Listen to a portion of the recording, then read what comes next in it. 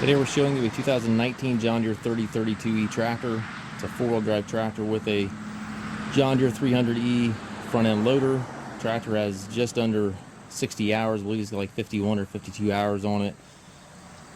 Very nice tractor. Obviously it's nearly new. It does come with the balance of the factory warranty, and again with extremely low hours. The bucket looks like it's got a 5-foot bucket on it here. A little bit of paint out of it. Looks like it might have set outside a little bit. The rest of the tractor doesn't appear that way. Paint's nice and green on it. Tires are next to new. Joystick there for the loader. Got the hydrostat transmission. 2 pedals, one for forward, one for reverse. 2 ranges over there to the left of the seat.